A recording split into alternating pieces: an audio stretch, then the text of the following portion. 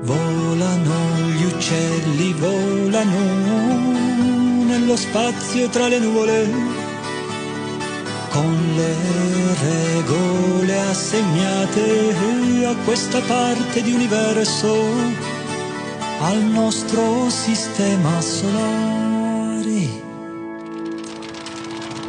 Aprono le ali, scendono in picchiata, atterrano meglio di aeroplani, cambiano le prospettive al mondo, voli imprevedibili ed ascese velocissime.